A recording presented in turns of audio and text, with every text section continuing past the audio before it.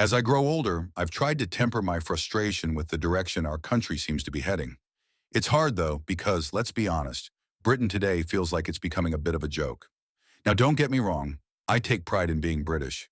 There's so much about our culture, history, and people that I hold dear, but I can't help but feel disheartened by the way things are turning out.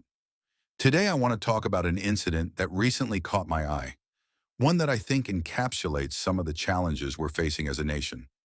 I came across footage of an Afghan immigrant right here on our streets, shouting at the police and proclaiming that no one likes the UK, all while waving the flag of his home country, Afghanistan. Yes, the same Afghanistan that's been ravaged by war, littered with IEDs, and now ruled by the Taliban under strict Sharia law. This sight was deeply troubling to me, and there are three key reasons why. But before I delve into my thoughts, let me show you the clip. If you enjoy this content, don't forget to hit the like button, subscribe, and join our growing community. Police, I'm real gangster. I'm the best. You understand me? Yes, no. No one like me, okay?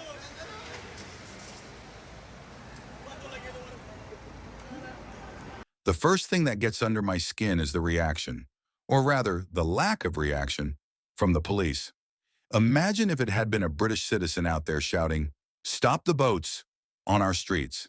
They'd likely be hauled off and charged with a hate crime. But here we have someone from a country where you can be stoned to death for something as simple as looking at a woman's ankles, openly insulting our country, and yet the police seem to do very little. This leads me to my second point.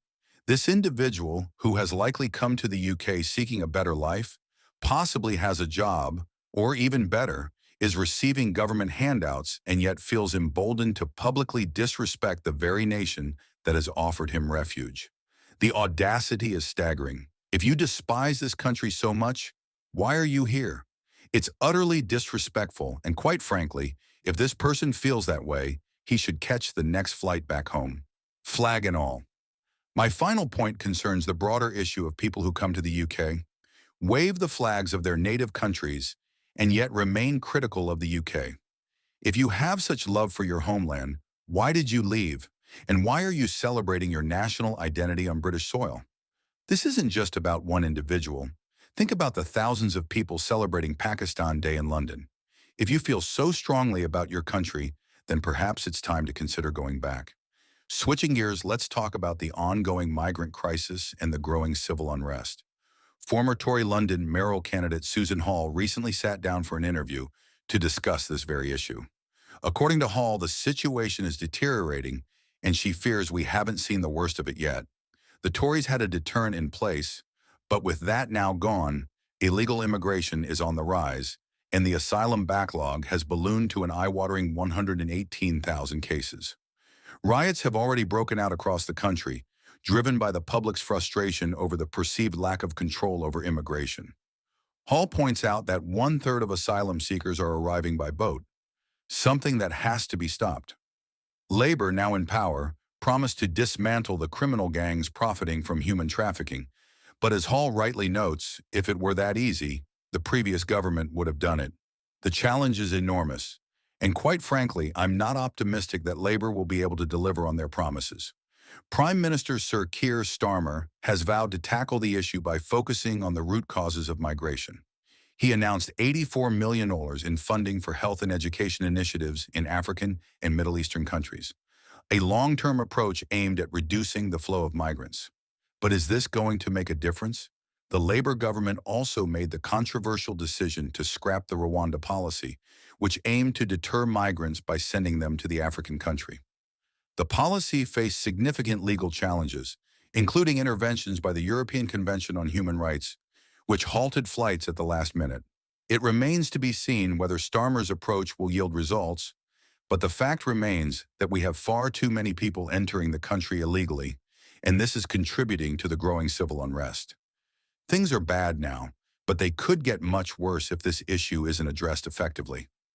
Now let's turn our attention to a tragic story that highlights another growing concern in our society: dangerous dogs. Recently, a 33-year-old man was tragically killed by a group of American bulldogs in the West Midlands. After a 2-day search, police managed to capture 2 of the dogs believed to be involved in the attack. The man had been in his garden when the dogs attacked, resulting in severe injuries that led to his death. This isn't an isolated incident. Just days earlier, another man, 53-year-old David Daintree, was killed by his pet dog in Lancashire.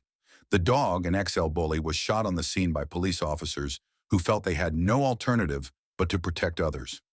Despite the ban on XL bully dogs, fatalities have continued to occur, raising serious questions about the effectiveness of current measures. Former Metropolitan Police Detective Peter Blexley has been outspoken on this issue, arguing that the current laws are insufficient to prevent such tragedies.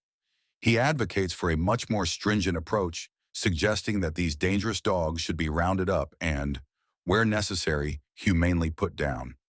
It's a harsh stance, but with lives at risk, it's a conversation we need to have. Finally, let's talk about the impact of Storm Lillian, which has wreaked havoc across Britain and Ireland. The storm, which made landfall in the early hours of Friday morning, has caused widespread disruption, particularly in the north of England and southern Scotland. Transit systems have been thrown into chaos, and thousands of homes have been left without power. One flight from London Heathrow to Edinburgh was cancelled, and social media was flooded with reports of traffic jams caused by fallen trees. In Merseyside, police issued warnings to drivers to be cautious, and the M48-7 bridge in Gloucestershire was closed due to strong winds. The Met Office had issued a yellow weather warning for winds exceeding 75 mm, with gusts reaching up to 72 mm in some areas. This storm comes just weeks after Britain was baking in 30°C heat, a stark reminder of the extreme and unpredictable weather patterns we're experiencing. The storm has left tens of thousands of people without power, particularly in Yorkshire and the northeast, where unplanned power cuts have been widespread. In London, commuters face strong winds and heavy rain, a sharp contrast to the recent heatwave. In Manchester, the storm caused severe disruption to the city's Metrolink network, with multiple tram lines suspended due to downed trees. It's a stark reminder of how vulnerable our infrastructure is to extreme weather events, and the importance of being prepared for the unexpected. So what are your thoughts on all of this?